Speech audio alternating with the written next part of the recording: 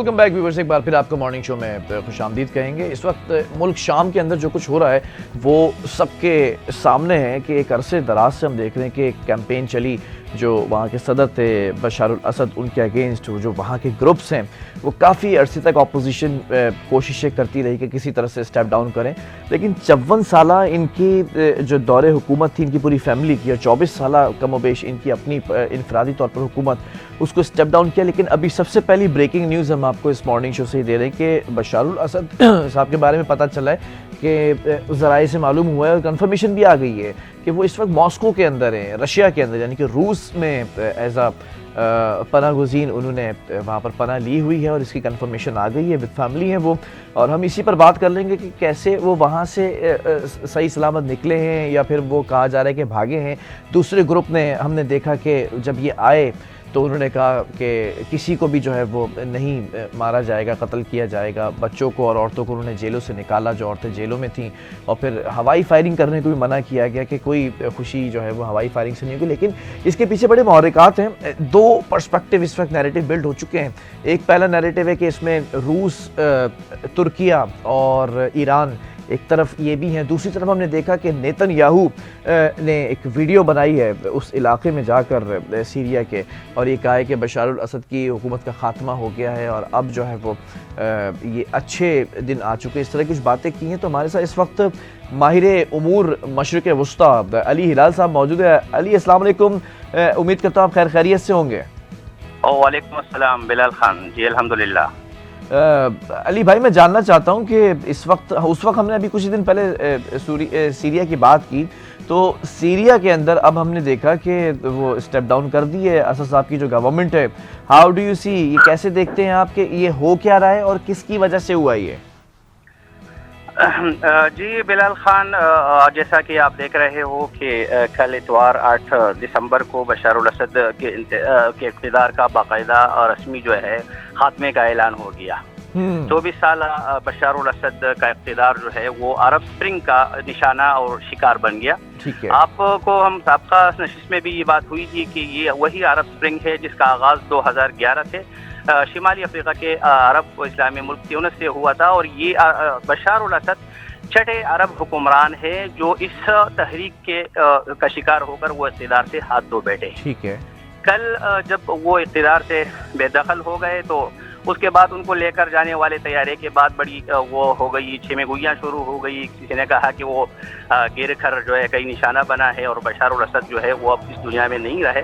खैर बहरहाल वो बाद में मॉस्को, रूस के सरकारी टेलीविज़न ने इस इब्हाम और इन छिमेगुइयों को ख़त्म कर दिया, ये कह दिया कि बशारुल असद की चूँकि फैमिली एक हफ्ता पहले मॉस्को मुंतकिल हो चुकी थी, उनकी वाइफ और उनके बच्चे, तो बशारुल असद भी मॉस्को पहुँच चुके हैं और इस वक्त वहाँ पर पनाह लिए हुए हैं। उसके बाद की जो सूरत हाल है फ़िलहाल तो आप देख रहे हो, इस किस्म की जो सूरत हाल होती है यही नक्शा पूरा मंजरनामा वही चला रहा है। तो इससे पहले हम लीबिया में भी देख चुके हैं, मिस्र में भी देख चुके हैं और सूडान में भी देख चुके हैं। उमर अल बशीर, हुस्नी मुबारक, मुअम्मर अल क़ज़ाफ़ी, ज़ैनुल आबिदीन इब्न अली, ये जितने भी अरब हुक्मरान गिरे हैं उनके बाद कुछ चंद दिन तक तो बड़ी खुशी मनाई जाती रही, जश्न का जो है वो समा रहा इन ममालिक में।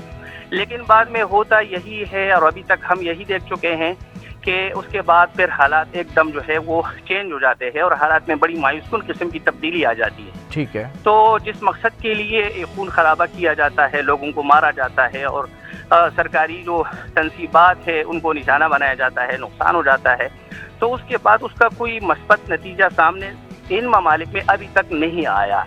और इनमें से बेशतर ममालिक अभी तक खाना जंगी और कशीफ की और उसके शिकार है। अच्छा, अनारकी अली साहब ये भी बताइएगा कि अमेरिका ने भी, जो बाइडन ने भी बयान दिया है कि इस जंग से बाहर रहने का कहा है अमेरिकियों को भी, और साथ साथ ये कहा है कि हम इसमें नहीं घुसेंगे और ये इनका अपना अंदरूनी मामला है। दूसरी तरफ हम ये भी देखते हैं कि जो रूस है, पुतिन, उनकी भी कहीं ना कहीं इन्वॉल्वमेंट नजर आई। तुर्किया ने भी इसके ऊपर बड़े स्टेटमेंट्स दिए हैं। ज़रा मैं चाहूँगा कि आप इंटरनेशनली बड़ा एक महारत रखते हैं, किन किन ममालिक के क्या क्या स्टेटमेंट सामने आए हैं इस इवेंट के बाद, वो भी ज़रा बताइएगा। इस इवेंट के बाद आप इंटरनेशनल स्तर पर जब हम देखते हैं तो अमेरिका ज़ाहिरी बात है कि अब तक तकरीबन यूँ समझ लीजिएगा कि अभी तक उसकी तरफ से खामोशी है। ज़्यादातर अमेरिका की तरफ से अब तक जो नुमाया स्टेटमेंट है वो ये है कि सीरिया के अंदर जो हमारी फोर्सेस है वो बाज़ाब्ता तौर पर उसी तरह जो पहले उनकी जिम्मेदारियाँ थी वही निभाती रहेंगी, यानी दाइश जो वहाँ पर सरगर्म था जिस इलाके में रिक्का वगैरह में वहाँ पर कार्रवाइयाँ करेंगी। और कल भी अमेरिकी फोर्सेस ने वहाँ पर कुछ अटैक्स किए हैं, बाज़ इलाकों को निशाना बनाया है कि यहाँ पर दाइश जो है वो इस हालात से फ़ायदा उठाते हुए दोबारा एक्टिव हो रही है। दूसरी तरफ मॉस्को की तरफ से भी अब तक जो बयानात आए हैं, रूस के वज़ीर ख़ारजा उन्होंने और शामी अवाम की का जो उनकी तहरीक थी उसका तकरीबन यूँ समझ लीजिएगा कि उसके बारे में यही ख्वाहिश ज़ाहिर की है कि भाई हम शाम के साथ जो साबका हमारे ताल्लुकात थे इसको बरकरार रखा जाएगा और जो नया सेटअप बनेगा उनके साथ हमारे ताल्लुकात बरकरार रहेंगे। तो इसका मतलब यही है कि उन्होंने ये इशारा दिया है कि वो शाम के साथ अपने ताल्लुकात, क्योंकि रूस का सबसे बड़ा मसला ये है कि शाम में रूस दो बेसिस का इस्तेमाल कर रहा है। तरतूस का जो नेवल बेस है, इसी तरह हमीमियम का जो है फ़ज़ाइया एयर बेस, ये रूस इस्तेमाल कर रहा है। तो रूस के शाम के साथ कुछ डिफेंस एग्रीमेंट्स है, मुआहदे है, जिसको ज़ाहिरी बात है कि रूस किसी भी सूरत तकरीबन ख़राब नहीं करेगा और अगला जो सेटअप बनेगा उसके साथ तकरीबन मॉस्को ताल्लुकात को बरकरार रखने की भरपूर कोशिश करेगा।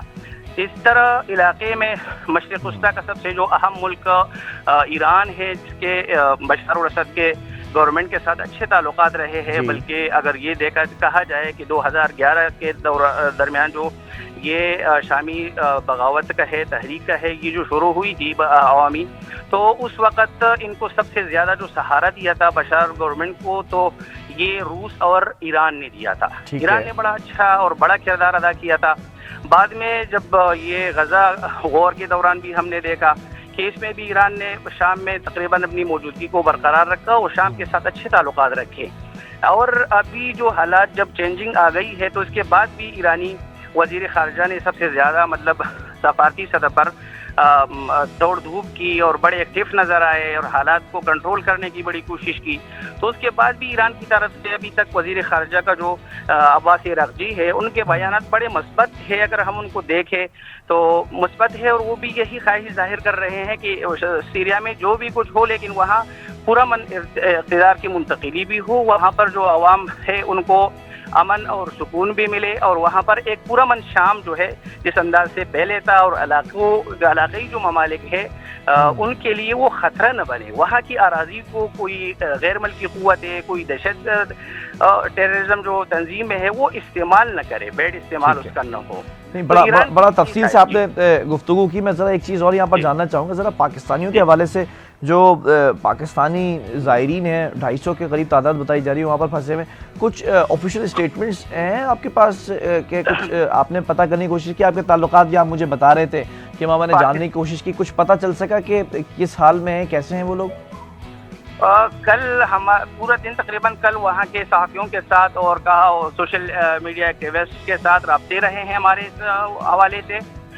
लेकिन इस वक्त चूँकि एक अफरा तफरी की सी सूरत हाल है और वहाँ पर अच्छी खासी यानी एक अफरा तफरी की जो है वो सूरत हाल बरकरार है, जिसकी वजह से जो हमारे साबका राब्ते थे वो पूरी तरह बहाल नहीं है। अलबत्ता कुछ सहाफ़ी ज़राए जो हमारे हैं वो ये कह रहे हैं कि यहाँ पर सिर्फ पाकिस्तानी नहीं बल्कि अफ़गानिस्तान और ईरान, इसी तरह मिस्र, मुख्तलिफ ममालिक के यहाँ पर ज़ायरीन आए थे और इस वक्त वो सईद ज़ैनब या इसी तरह दमिश्क के दीगर मकामात पर है। लेकिन उनका ये कहना था कि अगर ये लोग आम ज़ायरीन हैं तो कोई परेशानी वाली बात नहीं है। अलबत्ता फ़िलहाल शाम में चूँकि फ़ज़ाइया ऑपरेशन वगैरह मुस्तकिल तौर पर बंद है, एक महीना इस पर लग सकता है या कुछ जो भी वक्त लगेगा, लेकिन वो यही कह रहे थे कि अब तक यहाँ कोई खून खराबा नहीं हुआ, किसी गैर मुल्की को निशाना भी नहीं बनाया गया, कोई तशद्दुद वगैरह की ऐसी कोई खबर, कोई रिपोर्ट नहीं है।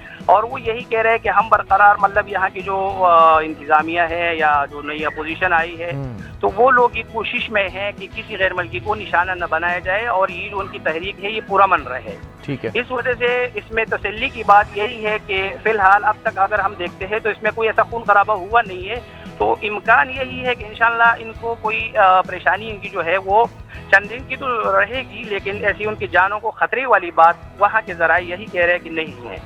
अच्छा ठीक है, ज़रा सा ये भी जानना चाहूँगा, ये क्या देखने में आया कि हमने देखा کہ نیتن-یاہو نے ایک مقام سے کھڑے ہو کے ویڈیو پیغام دیا. اس ویڈیو پیغام کے اندر بشار الاسد کی جو گورنمنٹ ہے اس کے اسٹیپ ڈاؤن ہونے کے بعد بڑا خوشی کا اظہار کیا ہے. What was that event? وہ اس کو ذرا آپ بتائیں کہ یہ کیسا ہے. بلال خان اس میں سب سے جو میں سمجھتا ہوں نمایاں بات وہ یہی ہے کہ سیریا میں جو تبدیلی ہوئی ہے اس پر سب سے زیادہ جو خوشی کا اظہار اب تک ہم کر رہے تو وہ اسرائیل کر رہا ہے. اگر آپ نے غور کیا ہو یہ جب 27 نومبر کو یہ تحریک شروع ہو رہی تھی اس سے 2 دن پہلے اسرائیل کا جو عبرانی جریدہ ہے یدیعوت احرونوت اس نے ایک آرٹیکل بھی چھپا تھا اور اس نے بھرپور طریقے سے یہ کہا تھا کہ ہمیں شام میں جو لبنان کے محاذ پر جو نقصان ہوا یا ہو رہا ہے اس کا ازالہ صرف اس صورت میں ہو سکتا ہے کہ خطے سے بالخصوص شام اور ان علاقوں سے ایران کے جو اثر و رسوخ ہے ان کو ختم کیا جائے. ٹھیک ہے. آپ نے پھر یہ بھی دیکھا کہ لبنان میں جیسے ہی سیز فائر ہو گئی تو اس کے 1 دن بعد یہاں پر سیریا میں یہ حالات جو ہے وہ شروع ہو گئے اور وہاں پر وہ ہو گئی. اب 7 یعنی 12 دن کے اندر انتہائی ہمائی انداز میں یہاں سے شمال سے اپوزیشن گئی اور دمشق تک پہنچ گئی. کل جب دمشق کا سقوط ہو گیا بشار الاسد اقتدار کا تو اسی وقت جب گولان کے علاقہ جو ہے گولان ہائٹس اس کے قریب اس کے برابر میں ایک علاقہ ہے جبل الشیخ کہلاتا ہے اور یہ 1974 سے اسرائیل اور سیریا کے درمیان ایک ایگریمنٹ ہوا تھا, اتفاق ہوا تھا اور یہ ایک سیرین علاقہ تھا. لیکن کل اسرائیل نے اس علاقے کو کیپچر کر دیا ہے, اس کو قبضہ کر دیا ہے اور یہ کہا ہے کہ اب ہم یہاں بفرزون یہاں بنائیں گے. اچھا. اور اب تک کی اطلاعات کے مطابق کل اسرائیل نے نہ صرف یہ کیا کہ اس علاقے کو کیپچر کیا ہے بلکہ وہاں پر 5 جو ٹاؤنز ہے ان میں کرفیو نافذ کر دیا ہے اور وہاں کے کسی باشندے کو کسی شہری کو گھر سے باہر جانے کی انہوں نے وہ الاؤ نہیں کر رہے. ایک تو یہ بڑی خطرناک سی صورتحال ہے. دوسری بات یہ ہے کہ کل سنڈے کو 8 دسمبر کو جیسے ہی دمشق میں بشار الاسد سے رجیم ختم ہو گئی تو اس کے ساتھ اسرائیل نے وہاں دمشق میں بھی اٹیک کیے ہیں اور اسی طرح 100 کے قریب میزائل داغے ہیں if I'm not wrong. اس پہ ذرا بتائیے. 100 مقامات کو نشانہ بنایا ہے اور یہ دمشق دارالحکومت جو دمشق ہے وہاں پر فوجی تنصیبات کو سیکورٹی تنصیبات کو باقاعدہ نشانہ بنایا ہے. اور اس کے بارے میں ان کا یہ کہنا ہے کہ ابھی بھی ان کا اسٹیٹمنٹ ہے. اسرائیلی فوج کے جو ترجمان ہیں عفیقہ ادرائی وہ باقاعدہ اپنے اسٹیٹمنٹ میں کل کہہ چکے ہیں کہ ہم شام میں جہاں جہاں کیمیائی ہتھیار یا اسی طرح دیگر ہتھیاروں کے ڈپوز ہیں ہم ان کو نشانہ بنائیں گے تاکہ وہ اپوزیشن کے ہاتھ نہ لگے. کل پھر نہ صرف یہ کہ اسرائیل نے اٹیک کیے اور اسرائیلی فوجی ترجمان بلکہ اسرائیلی پرائم منسٹر جو ہے نیتن-یاہو وہ باقاعدہ جولان ہائٹس پہ آئے ہیں. اور یہ جولان ہائٹس جو ہے 1800 مربع کلومیٹر کی اراضی ہے. اس میں سے 1200 کلومیٹر آلریڈی جو ہے اسرائیل کے قبضے میں ہے. 1967 کے جنگ سے اب تک یہ اسرائیل کے قبضے میں ہے. لیکن اب خطرے والی بات یہ ہے کہ اسرائیل قنیطرہ وغیرہ جو جنوب ہے دمشق کا اس کی طرف مزید بڑھ رہا ہے. اور یہ 3 ممالک لبنان اسرائیل اور شام کا ایک سرحد ہے اور انتہائی ایک اسٹریٹجک اہمیت کا حامل علاقہ ہے. اگر یہ سیریا سے افراتفری کے عالم میں جاتا ہے تو شام کے لیے مستقبل میں بہت بڑی مشکلات ہوگی. تو شام کی جو اپوزیشن آئی ہے اس وقت وہ یہ خوشی تو منا رہی ہے کہ بشار الاسد کا رجیم گر گیا, لیکن سب سے بڑا سوال یہ ہے کہ کیا وہ اسرائیل کے بڑھتی ہوئی توسیع پسندانہ جو عزائم ہے یا منصوبہ ہے اس کو روک پائیں گے یا نہیں پائیں گے. یہ بہت بڑا سوال ہوگا اور خطے کے لیے بہت بڑا یہ ایک خطرہ بھی ہوگا. علاقائی جو وہ ہے امن و امان کے لیے بہت بڑا خطرہ ہے. اور یہ سے اردن بھی اس میں وہ ہے, اس میں لبنان کے لیے بھی مزید خطرہ بنے گا. تو یہ ایک بہت بڑا سوال ہے اور اس وقت تجزیہ کاروں کی ساری نظریں اسی پر ہے کہ یہ کیا ہو رہا ہے اس حوالے سے, کیونکہ ابھی تک الجولانی کی جو گروپ ہے اپوزیشن جس کو لیڈ وہ کر رہا ہے اپوزیشن کو, ان کی طرف سے بھی کوئی اسٹیٹمنٹ نہیں آیا اسرائیلی اٹیک کے حوالے سے. اچھا علی صاحب ذرا مجھے بتائیے گا یہ کیا کوئی ڈیل ہوئی ہے 10 سے 12 دن کے اندر وہ جو اپوزیشن تحریک تھی وہ آ جاتے ہیں اور پھر دمشق کے اوپر پورے قابض ہو جاتے ہیں اور بشار الاسد پوری فیملی کے ساتھ ماسکو میں پائے جا رہے ہیں. پھر ترکیہ ہے, روس ہے, ایران ہے, یہ ایک طرف دکھائی دے رہے ہیں اسد رجیم کو سپورٹ کرتے ہوئے. دوسری طرف اس اپوزیشن جو کیمپین ہے اس کو کون سپورٹ کر رہے ہیں ممالک؟ اچھا, اپوزیشن میں دیکھیں نمایاں طور پر جو ابھی تک سپورٹ جو اعلانیہ سپورٹ ہے وہ ترکی کا ہے. تو اس میں اپوزیشن میں اصل میں 3 گروپس ہیں. شام میں اس وقت بشار الاسد کے کو ظاہری بات ہے کردوں کی تو ترکی کے ساتھ نہیں بنتی. کرد چونکہ اپنے الگ اسٹیٹ کا ڈیمانڈ کر رہے ہیں تو ظاہری بات ہے وہ ترکی کے قومی سلامتی کے لیے خطرہ ہے, تو ترکی کے ساتھ کردوں کی تو ظاہری بات ہے کہ نہیں ہے. لیکن جو محمد الجولانی ہے, محمد اشرف جس کا وہ ہے ہیئت تحریر الشام, اس گروپ کو بھی ترکی کے کسی حد تک جو ہے وہ تعاون حاصل ہے. اس کے علاوہ ایک اور گروپ جو ہے وہ الجیش الوطنی السوری یعنی سیرین نیشنل آرمی جو ہے, جس کے اندر تقریباً 17 گروپز ہے اور یہ 3 کورس پر مشتمل ہے. تو اس میں باقاعدہ اعلانیہ طور پر جو گروپس بنے ہیں جیسے سلیمان شاہ ہے, مراد شاہ ہے, یہ سارے یہ باقاعدہ ترکی سپورٹ کر رہا ہے ان کو, اور اس کا ہدف بھی یہی ہے کہ جو شمالی شام کے علاقے ہیں کرد, وہاں پر کرد جو ہے وہ اپنی کوئی ایسی اتھارٹی قائم نہ کر سکے جو ترکی کی سلامتی کے لیے خطرہ ہو. ٹھیک ہے. اس سے پہلے ماسکو نے بھی یہ جو سلامتی کونسل میں ان کے نمائندے نے یہ دعویٰ کیا تھا کہ یوکرائن جو ہے وہ شامی اپوزیشن کو ڈرون طیارے پرووائڈ کر رہا ہے, جس کی بات میں یوکرائن نے جو تردید کی تھی. لیکن بہرحال وہااں جو اب تک ڈرون طیارے استعمال ہوئے ہیں اس کے بارے میں اب تک رپورٹیں جو آ رہی ہے وہ ظاہری بات ہے کہ کسی بڑے ترقی یافتہ ٹیکنالوجی ہی والے ممالک کی طرف سے دیے گئے ہیں. تو کچھ ممالک, کچھ قوتیں غیر ملکی, ظاہری بات ہے کہ ان کی مدد کے بغیر اس قسم کی بڑی تحریک اور اتنا ایک مضبوط سیرین فوج, ایک علاقائی سطح پر ایک مضبوط آرمی تھی, ان کو اسی طرح ڈرامائی انداز میں گرانا کسی طرح کی عام تنظیموں کے بس کا کام نہیں تھا. تو کچھ قوتیں کڑی ہے ان کے پیچھے, ایسا نہیں ہے, اور ہمیشہ ہوتا رہا ہے. مڈل ایسٹ آپ کو پتہ ہے مشرق وسطیٰ کا جو خطہ ہے انتہائی اہم ہے, اس میں عالمی یہ گریٹ گیم ہے ایک قسم کا کہ بڑی قوتوں کے درمیان جو لڑائی ہے کون کس کے کیمپ میں ہے, کیوں ہے.